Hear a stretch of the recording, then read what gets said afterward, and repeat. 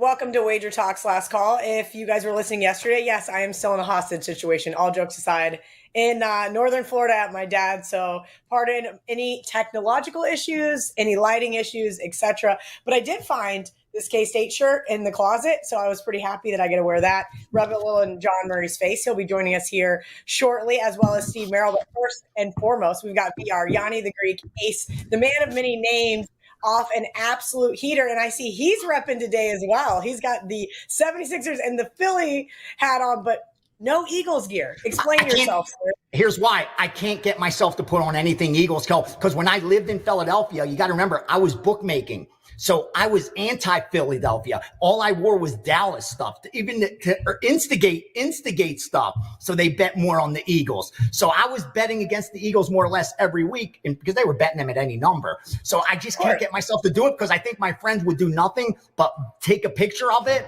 and just say, you hypocrite, you scumbag. How can you hate on the Eagles all those years and now you're jumping on board? So out of respect to my past, I can't do it.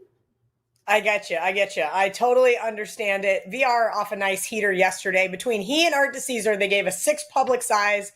They went 5-1 on the closing number. I got a bad number on Michigan State. That is my fault for not waiting closer to tip off. Art DeCesar had sent us a text and it closed 7.5. Nice 3-pointer at the buzzer. If you had a Rutgers ticket in pocket, I did not get it cashed that one, but very good day for VR as well. Right now he's over in the steam room. Premium subscribers for his packages over at WagerTalk.com get to join in for free. VR, what are you guys talking about over there this morning? I'm going over the year-to-date results, because we have to cover those.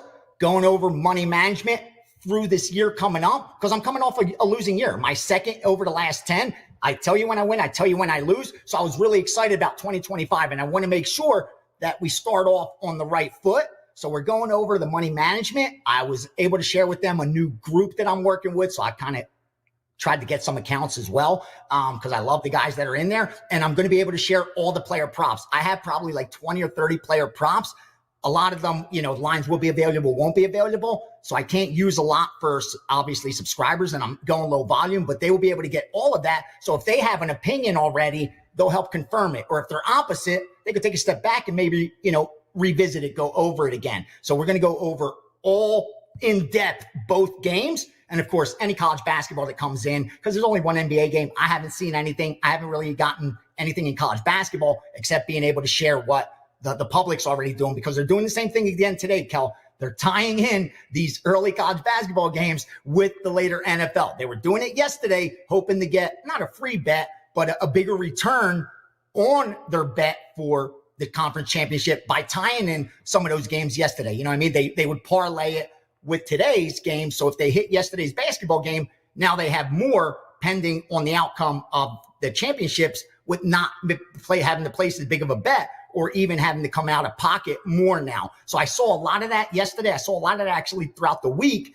And today it's been nothing but like that, because I'm like, oh my God, there's not even much straight bets at all in the book for me to conclude like, okay, there's 5x the public money on side A than side B. You don't see it because it's all tied into parlays. So a ton of parlay action, that much is for sure, tied into both these championship games. All right, tell me what we're kind of seeing from the public side here on the college basketball slate, because it did do so well yesterday. I am curious, because I'm going to be honest with you, VR. I've got the Bills tied in with the teaser with Ohio State from Monday, and I'm just kind of like, I don't love any of these games. And maybe we'll get into some teasers here in a minute. And then we'll get obviously some sharp action from John Murray over at the Westgate SuperBook. But as it sits right now, what are you kind of seeing in regards to some of that college basketball action? I know there's not a lot going on today, but there's a few games that have I've got on my radar. I'm thinking, do I have to hold my nose, close my eyes, and bet some of these ugly dogs? Oh, there's enough. Yeah, you're absolutely right. There is enough. Here's the one. This is the craziest part. This is the one getting the most action. I haven't looked at the matchup myself to see why they're doing it, but Army versus Navy. Army is tied into so many more parlays and even some straight bets. That's the one game that's actually getting straight bets on Army. Army minus the points, Army on the money line. For example, I kid you not, I'm not going to lie, on a Sunday, we go to church on Sundays. There is 4 or 5x the amount of money bet on Army than in the Maryland, Indiana game, than Nebraska, Wisconsin game. They have more risk on Army for whatever reason. It's early now. It's early. But they are betting Army, again, like they have tomorrow's newspaper, and that Wisconsin side. Wisconsin is actually the most money. Now, not the most tickets, but the most money. And that's not sharp money. It's a ton of public money betting Wisconsin. Those two, I would say, without a doubt, are the biggest that stick out. And then a few smaller ones, which is rare. They're betting a dog. They're betting Wagner in those added games, which, again, you rarely see that. That's all one-sided. And Tulsa, a dog. They like the Tulsa side. You rarely see that much money on a dog. And finally, in that big spread, Oklahoma State, Texas Tech, they're taking the points again, but not as much. And again, that one's a little later, so that can change. But I would trust for sure the Wisconsin, the Army, and then the Tulsa. Those are the three that stick out the most as one-sided public money that I think the books are going to be cheering against. Again, not too big of decisions because everything's going to be on the championship games, which is why I wanted to go first today, so then I could listen to John Murray come on next and see what he's going to share. But that's what I got going on so far in college basketball. And again, nothing on that NBA game. And in the NHL, they are parlaying the NHL. They're parlaying the Rangers because it's an early game. They're parlaying the New York Rangers, home favorites, and they're betting even the Ottawa, the two early games. The later games aren't getting anything. Like they're adding Winnipeg and they're adding Vegas, but those are later. But the early Rangers and Ottawa, if there's a split, if one of those home favorites lose, a ton of parlays are going to be wiped out. A ton of championship parlays will be wiped out. So those bettors will be forced to go back to the window and get money down on the NFL games. That's what I'm seeing as of 9 a.m. here in Vegas. I love it. So you mentioned going to church. This is like going to church. We got the pastor, Vegas runner up preaching this morning. What you should be doing, what you should not be doing. I love it. I love it. I love it. All right, so because you did mention some of those props, and I know you gave out a ton on the Steam Room for your premium clients. Because I don't have a lot of action today, and I do some stuff with the guys over at Splash Sports. I got a little jingle in my pocket from winning one of the Kelly and Murray pools. I'm like, all right, maybe that's what I'll do. I'll throw together like some player props, some things I want to cheer for. And the player props are interesting to me because usually I get something from you or I get something from Andy Lang or I'll text Ariel Epstein, kind of see who's doing what. One of the things I've learned is to kind of be a contrarian, right? You want to look towards unders. You want to look towards those players that are not high profile. But even like guys like Saquon Barkley, the last couple of weeks, he has just hit a threshold. Seeing him at like 130, 135, these books have finally said, okay, we have enough. I mean, what should we be looking for here on this conference championship Sunday in terms of player props? We always say you don't want to be catching a falling knife when you're buying stock or crypto. Like if it keeps coming down, it's scary to try to catch that falling knife because that thing could keep going. Same thing in sports with streaks. When someone's outperforming the betting market, when they are even defying probability, kind of like what Barkley's doing, where it's just an auto bet. It's an auto bet. You just fire and you're cashing. Eventually the market does catch up, but I don't want to be the guy that's trying to just cash one bet. Because if you're betting a streak to lose, that's the most you're going to do. Like if you're riding a streak, you could cash 3, 4, 5, 6, 10 times in a row.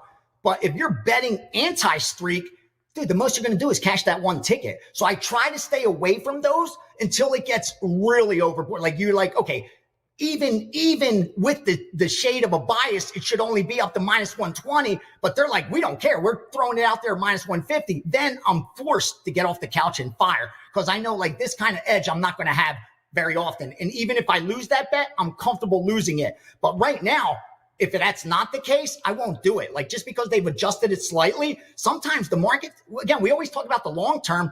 What is the long term? That could be a really long time of a much bigger sample size. So just like bettors, just like athletes, they could outperform. They could defy probability. They could outperform the market for a while. Eventually, we all come back to the mean. That's math. None of us can overcome it. But in the short term, you could keep outperforming, and that's what I try to stay away from.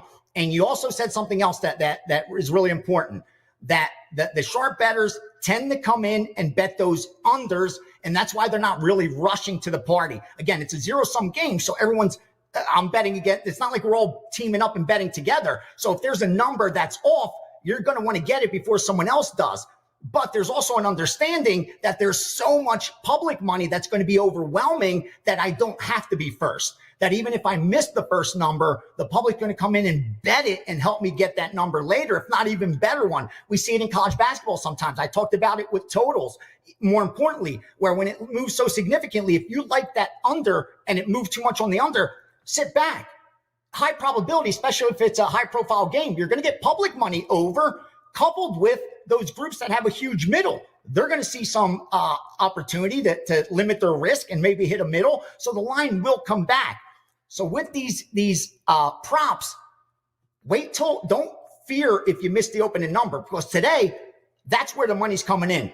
That right now is where all these prop bets are being bet. The early stuff, it's guys that bet every day and even some, sharp money.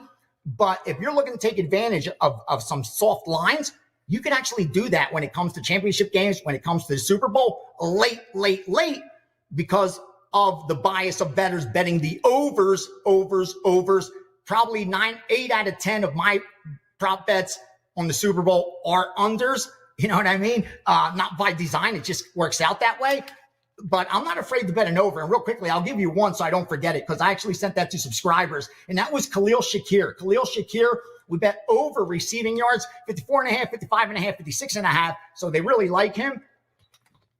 And they bet all his over props, like receptions over, longest reception over. So they're thinking Khalil Shakir has a big game today. That's one that really stuck out. Now we got more to cover, but I didn't want to forget that one because I did send it out as a 2% play to subscribers.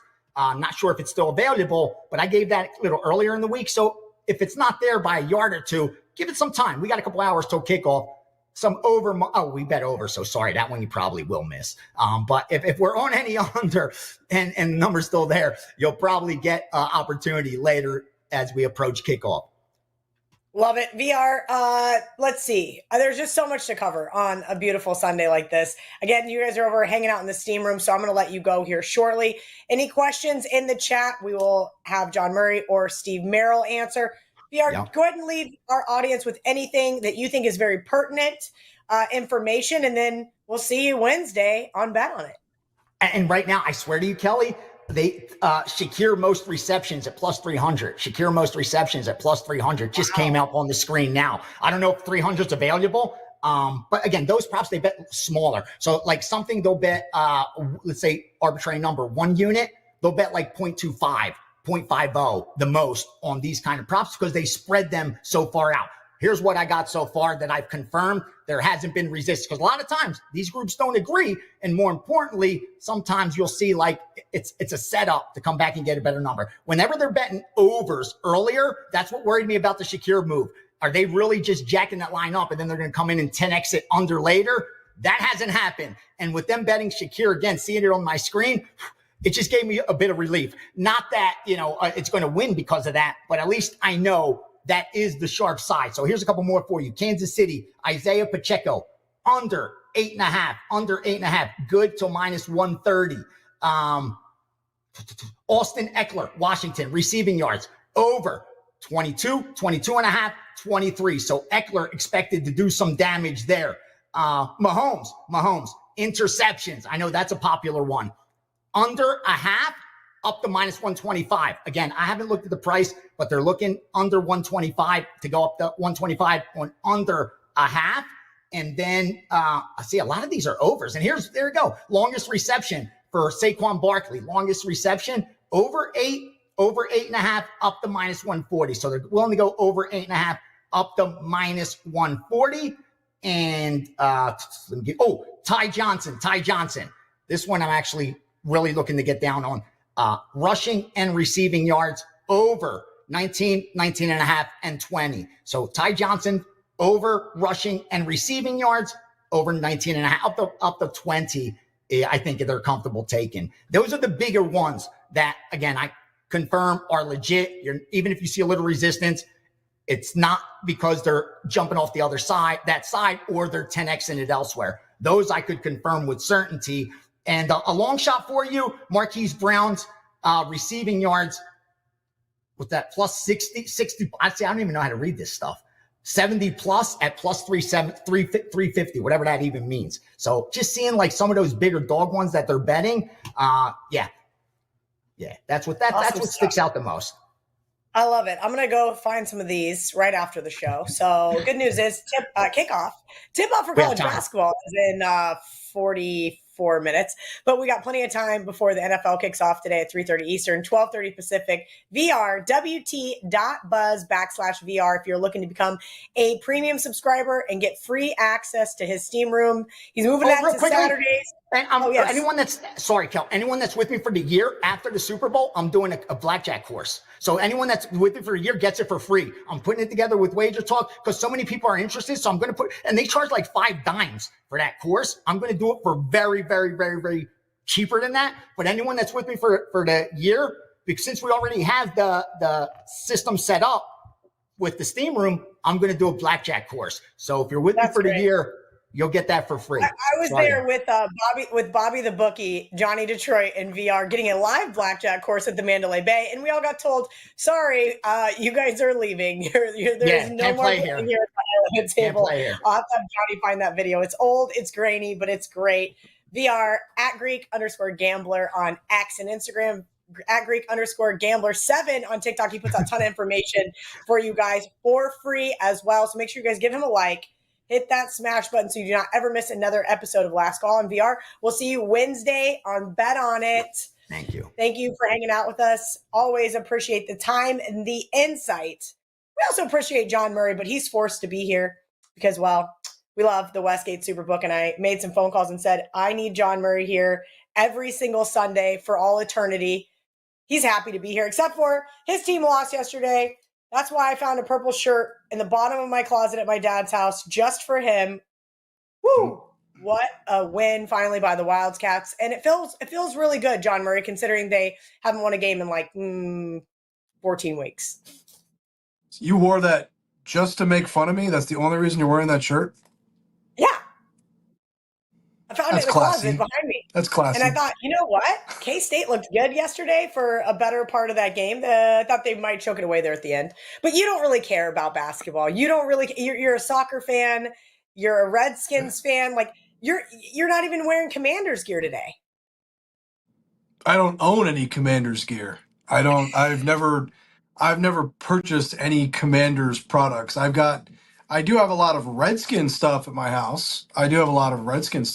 I don't know. I'm not wearing any Commanders gear. I don't know. Why would I own something like that? Our good friend Kelly Lee bought me a team in Redskins color shirt a few years ago. I should have brought that up with me so I could wear it on today's show. They are the most bet underdog at the Westgate SuperBook, aren't they? Yeah, for sure. You know, I'm pulling it up right now, but the Commanders are a very popular dog today, right? There's a lot of money on them.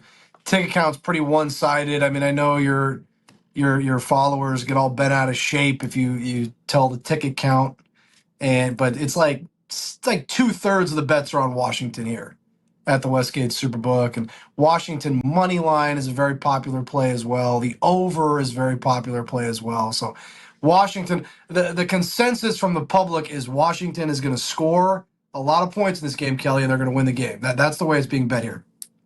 I agree that that's the consensus. And if Washington's going to win the game, that's how it's going to have to be. But you sent a text to our group, our survivor group, in fact, with your buddy Joff and Chris Thurston this morning. You said you guys saw a sharp group take the under 47.5. So I basically put more on that than I bet Washington on Sunday night. I got early on Washington, thought, all right, I love this 5.5 spread. And then everybody decided to join me. And now, of course, I don't love it as much. But I did bet the under, which I think bodes well for the Eagles. So do you think it's okay for you to air our dirty laundry on your show? Like that was a text to a group of people, and now you've just repeated it to everybody. Is that?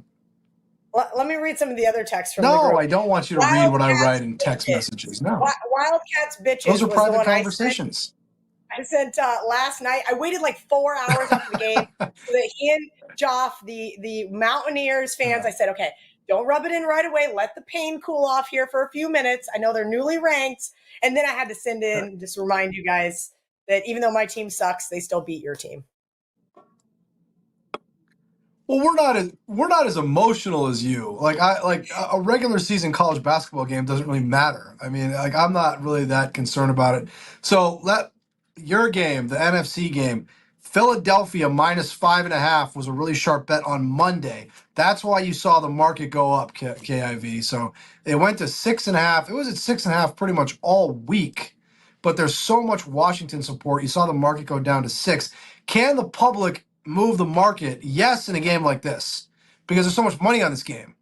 So at some point, you have a responsibility as a bookmaker. It's like, yeah, it's just the public, and maybe I don't like that side, but we can't be too overloaded on one side, right? So we lowered the price, we lowered the money line, and then Kelly mentioned it, private conversation, a private text message, but we did take a really sharp bet under 47.5. This morning we're at 47. We still need the under big, though. The public is all over the over. Of course, they're all over the over because it bodes well for the Washington football, whatever their names are. John, you also sent a text in that group about Washington Commanders. Yes, about I was surprised to see Matthew McConaughey, big Redskins fan. I had no idea that he was. He's a big Redskins fan. I saw that this morning. He had his little Commanders jacket. Kevin Durant. Kevin Durant is a big Redskins fan. I know when my brother was working for the Redskins like 10 or 12 years ago, and RG3 got hurt. Imagine that, you know. So our RG3 went back to the locker room, and my brother said that Kevin Durant just came down from his seat and just walked on the field, and the security guys were like, "Hey, where's your credential?" And he was like, "Dude, I'm Kevin Durant." And they just let him in, and he just went back into the locker room to check on RG3. Yeah, Kevin Durant. Kevin Durant's from Merrill. He's a big fan. I guess I should have put 2 and 2 together. All right, John Murray, you did send another text in that group about a futures bet. Now, you and I disagree on futures bets. You say you should roll the money line over. I say you should just bet it. That's an inside joke from Kelly and Murray. Of course, you should probably just roll it over. It usually is much more profitable than taking it. But I was kind of surprised to hear this, that a sharp group that you respect bet the Bills plus 280. So let's talk about that. It's a good call out by my co-host there. They bet Bills plus 280. That doesn't mean you should bet the Bills plus 250 or whatever you have access to. We've got a very, very favorable Super Bowl position on Washington and on Buffalo. Not so much on Kansas City and Philadelphia. So we're looking for a bet on Buffalo. We got it this morning. We're looking for money on Washington. So apparently plus 280 was the buy price for that group, a very sharp group, took the Bills to win the Super Bowl at that price. But that doesn't mean, again, KIV, that you should take them at less than that. You know, we intentionally moved those numbers up, trying to write a bet, and we found it. And I still want to see us write some money on Washington to win the Super Bowl because we've got a very, very favorable position on them. And when you have a position like that that's so good, you want to write some money on that one and improve your position on the other 3 teams. See, I always try to explain to people, and maybe my terminology is wrong. I always say the bookmakers try to bait you into what they want you to bet. And everybody's like, oh, no, it's not. And I'm like, well, it's not necessarily a malicious thing, but you guys hung a plus 280 on the Bills because you were looking to offset some of that Kansas City money. So in other words, that's right. You guys threw the No, that's totally true. I mean, we do so well on Buffalo and we don't do well on Kansas City that it helps us to write that bet on the Bills. I mean, if the Bills do win today, that would be very good for us overall in the future book. And if Kansas City wins, well, at least we pocketed that Buffalo money. And it's the same thing with the Washington-Philadelphia game today. Okay. So how favorable is Washington winning for you guys? If the public side comes in and beats the Eagles, knocks them out, does that concern you? Because then it's just going to be all Bills, Kansas City, or Kansas City money? If Washington wins this game today, we would absolutely lose on the game today. That would be bad for us. There's a lot of public money on Washington. But like I said, it would set us up so well in 2 weeks. We would have such a good position on Washington in the Super Bowl. But we're rooting for Philadelphia today. I mean, our best case scenario today would be Philadelphia wins the game.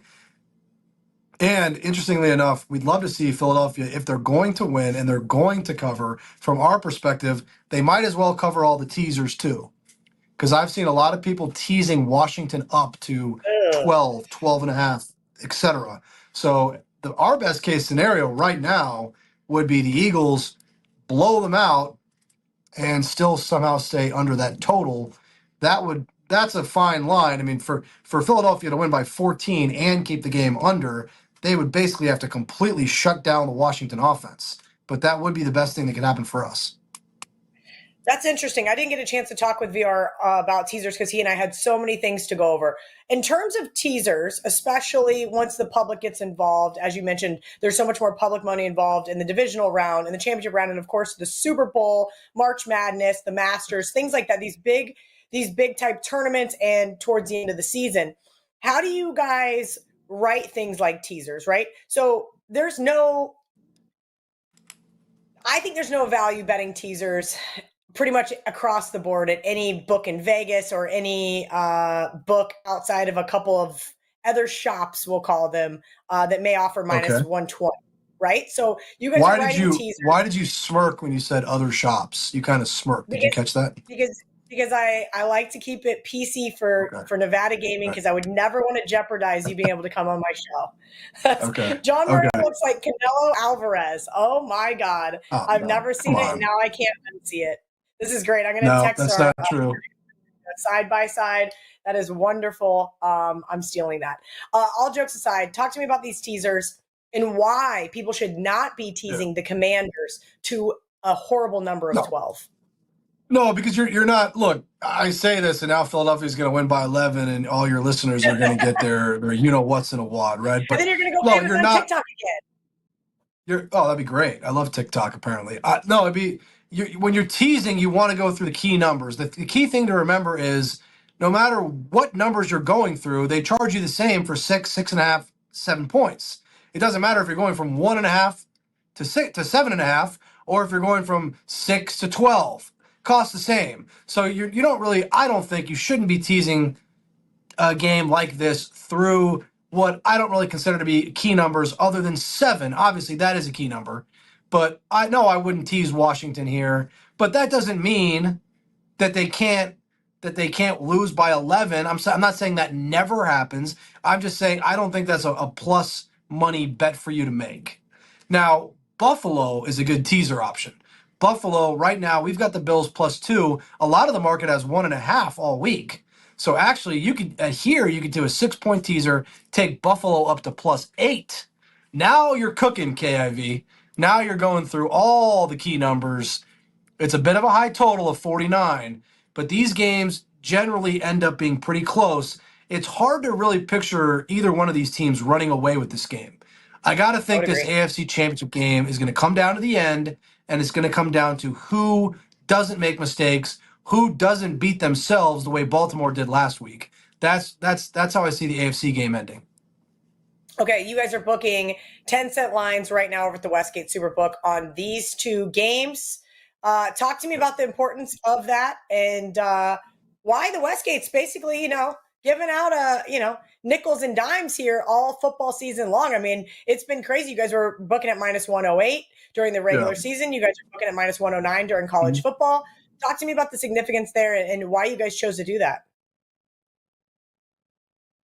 We only do it on the day of the game. But I think if you live in Nevada, you're doing yourself a disservice if you're laying -110. If you want to bet Eagles -6, why would you bet -110 somewhere else when you can bet -105 here? That doesn't make much sense to me.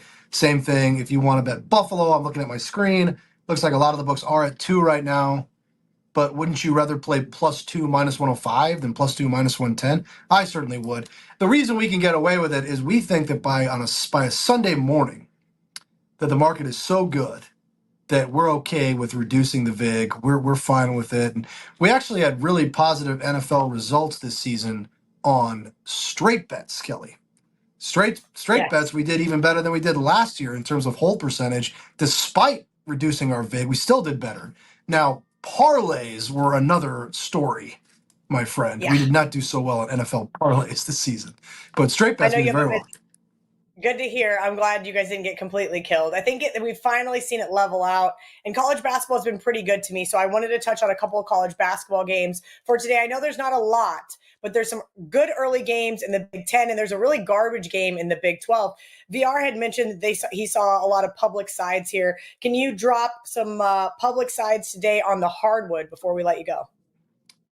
Do you want me to just give you games that have already started so you can complain, or do you want me to give you games that are coming up later? No, that was last Sunday, and I was very frustrated that we didn't get that information before tip-off. But I think I thought I gave you TCU last Sunday. Didn't they win outright as like a huge dog? And they won outright. Didn't they win the game? $0 money line dollars.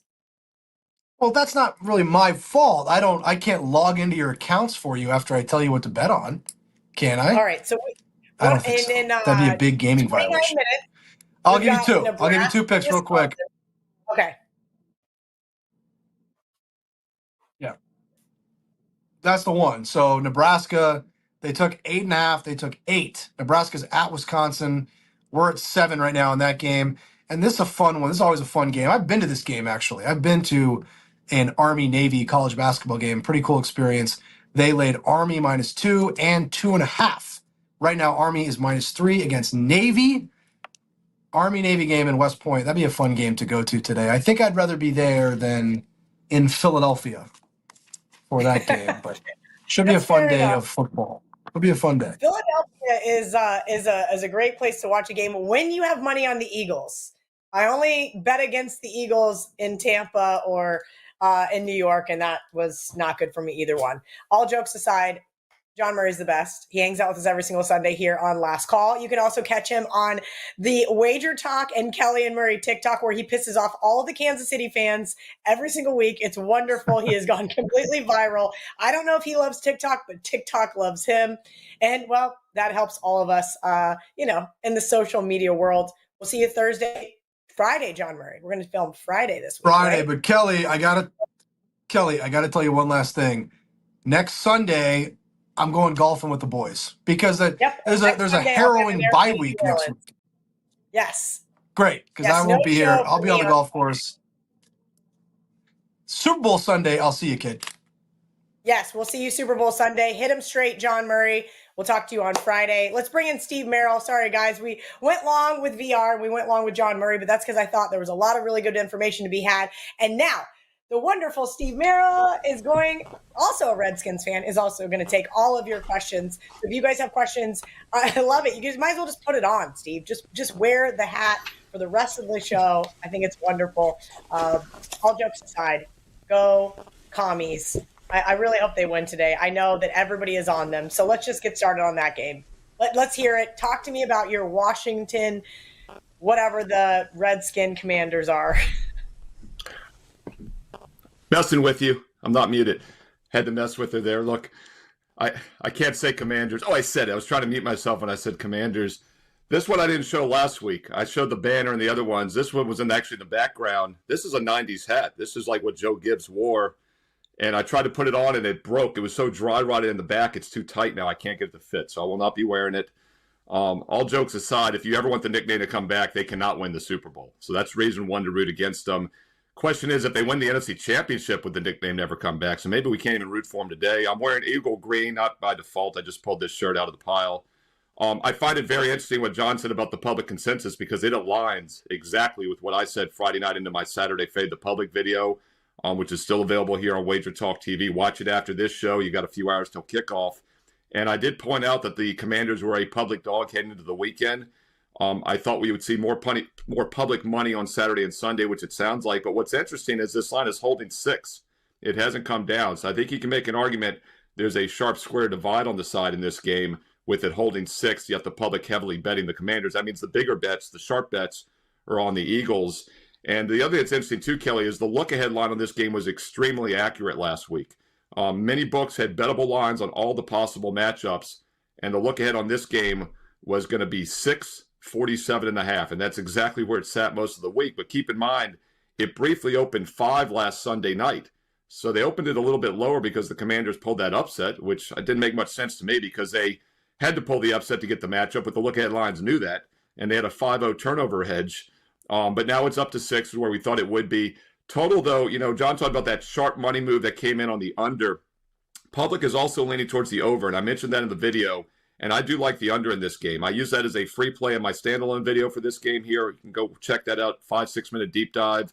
And if you check right as we're doing this show live, the circa just went from 47 to 46 a few minutes ago. You can check that on the odds logic screen, also the WagerTalk free live odds screen. So I think we have a sharp square divide on both the side and total here. I know the public has done well this season, but it looks like the sharps are on the Eagles and the under. Public is on the Commanders and the over. I would agree with you. I just found a 7.5 minus 110 at the Hard Rock. So I'm betting Nebraska right now, Steve. So we're going to interrupt the NFL talk because this game does tip off in 24 minutes. So I got to get involved. Talk to me about Nebraska here versus the Badgers. I know dogs this year in college basketball haven't been doing the greatest, but every once in a while we find a nice juicy one, and they went outright. Last Sunday, we cashed with TCU. You, me, and John Murray agreed. Do you agree with us here on the Cornhuskers? So it's funny, there are two teams in college basketball over the past couple months that have been my kryptonite. One is UCLA. We talked about them the other week, how they're kind of bipolar, and they bit me again in a free play video the other night. The other one's been Nebraska. I had them against Rutgers a few weeks ago. They lost outright. They had won like 20-some straight home games, coming off their worst defensive effort of the season. So I was like, this is a great buy spot for Nebraska. They have now dropped 5 straight. They've also lost to Merrill and USC since then. I used Nebraska as a free play the other night against USC. Did not dare use them as a best bet. I'm done with them until I see something different. But they were one of the best defensive teams in the country for like 5-6 games in late December. And if you look at their defensive efficiency rankings, the last 5 games, they've been atrocious. So I just don't know what to make of this team. It should be a focused spot, but it's a road game. I would be very careful with Nebraska, and not a team I'm involved with here. I'd probably play Wisconsin or pass. But once again, there will be some value with Nebraska here in the near future, but they got to snap this 5-game losing streak first. Yeah, Ohio State has been my kryptonite all season long, Steve. That team has just obliterated my bankroll. Somebody asked me yesterday, what's your record? I said, I'm 24-20. And 6 of those 20 losses are Nebraska, or Ohio State, excuse me. So I'm done. They're done for a while. I got to see something different from them. Kind of the same way I felt about K-State, and that's why I only took them in the first half yesterday. There's some of these teams that I cannot trust for 40 minutes. If you give me 20 minutes of effort, I will put my wager on it. Now sitting at 28-24 on the season in college basketball. So I'm just cruising, not really making a lot of money, not losing a lot of money, but hoping to get hot here, Steve. You have also been hot. Talk about what sports you've been hot in over at WagerTalk.com, and then we'll get to Brian's question. Yeah, I forgot to send you the update. Last week we were joking about that Sunday record. Well, I went 1-0 last Sunday with a push, so we're now 18-2, 18-2-1 if you count pushes. So yeah, we have swept the board on 6 of the last 7 Sundays, 18-2 Sunday run, and I do have 2 strong best bets for this Sunday available right now at WagerTalk.com. You can get there quicker with that shortcut you see on your screen, wt.buzz/SM. Don't forget, you can still get 7 days for $77. That's all sports, college and pro basketball, and the NFC Championship games today. Also get a full year for about $1 a play with promo code SM365.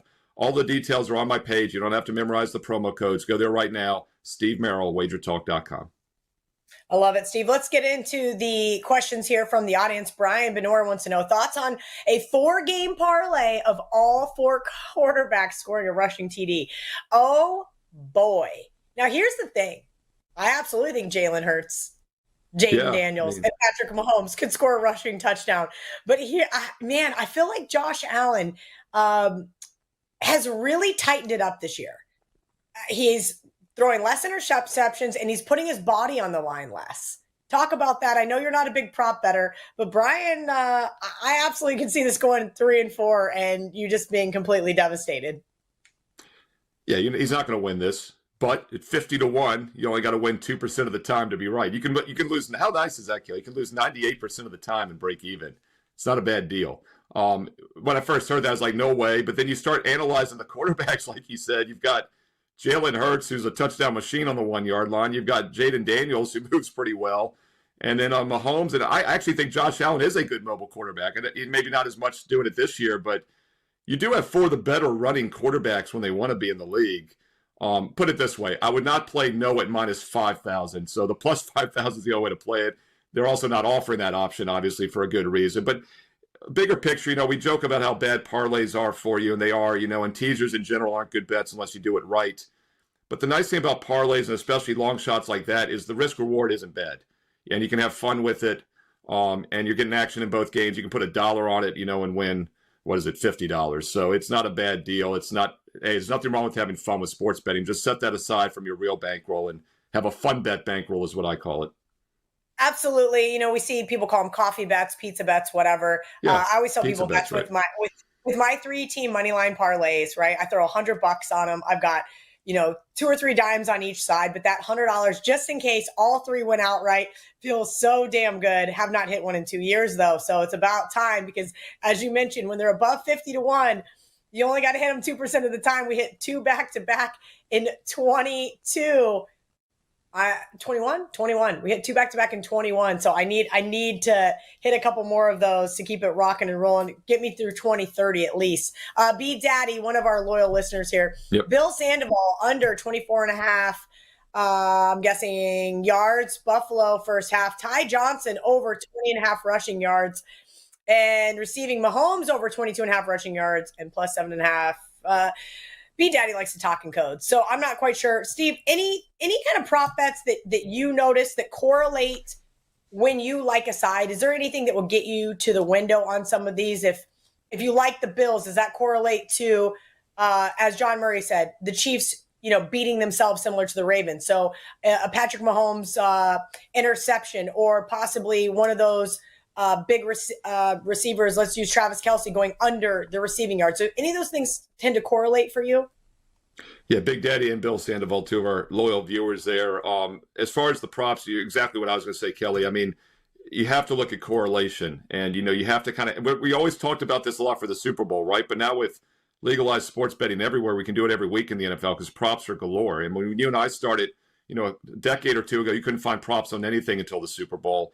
And the disclaimer I always give is that, first of all, don't overexpose your bankroll in the same bet multiple times by accident, because however you think the game is going to play out is going to correlate to how you play the props.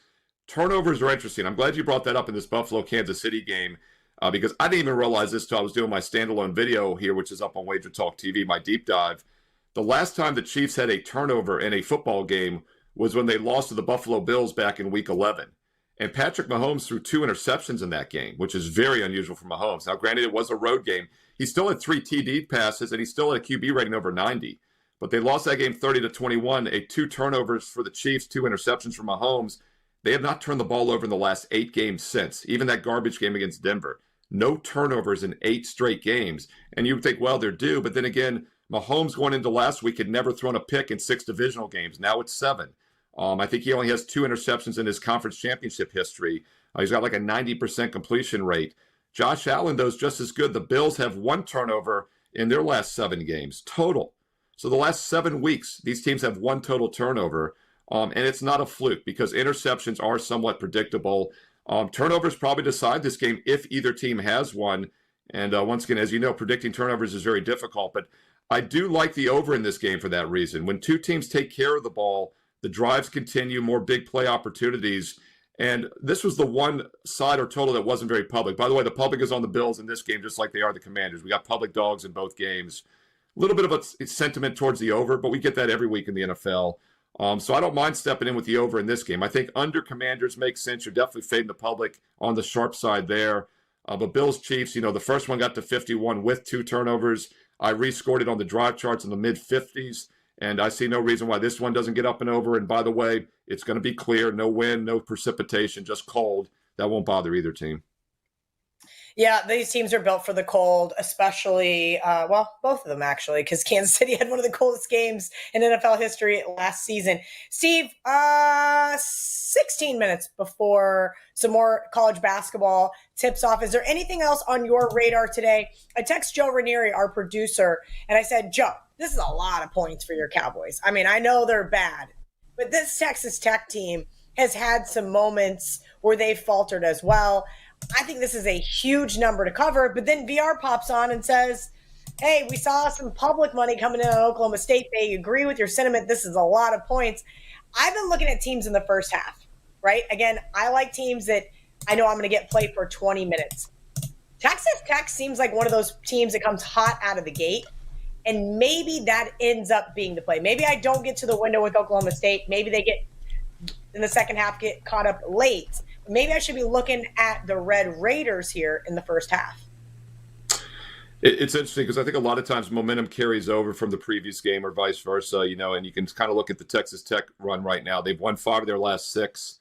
Their last 3 games have been wins. Road win at Cincinnati, which was a quality win on Tuesday, and they've played really well offensively. So I do think they get off to a decent start here. I project about a 20-point win for Texas Tech, so I'm not in a hurry to take I don't think there's any value with Oklahoma State at this number. And this is a Cowboys team that has struggled this year. And the thing about Texas Tech, back in the day when they made the national title runs, they were such a slow-paced, good defensive team. They still play slower than average, but offensively, they're one of the top 5 offensive efficiency teams in the country this year. And as you know, Kelly, when you're laying big numbers, whether it's college football or college basketball, you want a team that can extend offensively. And Texas Tech has that front door cover potential. We don't talk a lot about front door cover potential, but they do have it. And it's also an interesting tempo matchup because they do play slower half-court basketball still, and Oklahoma State likes to play up-tempo. So not a lot going for the Cowboys here. If you're going to play it, I would lay it. And this line has gone from 17 up to 18 and a half. So I think the sharp money agrees. Yeah, I think I'll be looking at the Red Raiders in the first half. Maybe take a peek at Army as well. Anything you want to leave our audience with, Steve, before we let you go? I've actually seen Navy play. At the end of December, they played here against William & Mary, and they're a feisty little team. But like John said, it does look like a little bit of sharp money is coming in on Army in that game. So that looks like probably the correct side there. Nothing else jumped out at me in basketball. Really, the NBA had only 3 games Friday. They have only 1 game tonight. I won with Portland actually on Friday. I'm not using that game tonight against OKC. They should be in a focused spot, but not laying 14 on the road against anybody. But a huge NBA card yesterday. And like you mentioned, Kelly, basketball is here. Yesterday was the first Saturday. We didn't have college or pro football in like 6 months. So if you want to make, I know we're talking NFC, AFC title games. I do have 2 strong best bets in both. We're putting that 18-2 Sunday run on the line with both games today. But basketball is your bread and butter daily moneymaker, and you can still get 7 days a night for $77. That offer expires after this weekend. It goes back to the normal price of $99. So try a 7-day for $77 special. You see all those pretty faces on there. You can do multiple cappers, by the way. It's not just myself, Steve Merrill. You can do multiple cappers, save and win big. Right now, Steve Merrill, WagerTalk.com. You can also get there quicker, wt.buzz/SM. And on the way out, if you're liking these shows, comment below. We read the comments. We reply back. Thumbs up, like, subscribe, and click that bell so you know when my free play videos go up each and every day. I'll have some college basketball content for tomorrow. Also, all those NFL videos are up here right now on WagerTalk TV. Awesome stuff from Steve. At Steve Merrill, 2 R's, 1 L on social media. He does a lot of good stuff over on TikTok. The WagerTalk YouTube channel loves him and his YouTube shorts. I mentioned TikTok loves John Murray. Each algorithm's a little different on who they like and who they want to feature, but Steve does a great job there on our YouTube channel. All right, guys, this has been WagerTalk's last call. I hope you guys have a beautiful and profitable championship Sunday. We'll be back next Saturday, and then I'm off to New Orleans for a week. And we'll see you guys for Bet On It on Wednesday. Wager Talk today, every single day. Morning Wager, Mark Zeno and Brian Power is also going to be up all next week. And Kelly and Murray coming out, new edition there on Friday. We'll see you guys Saturday morning as well. Hope you guys have a great day and cash some tickets.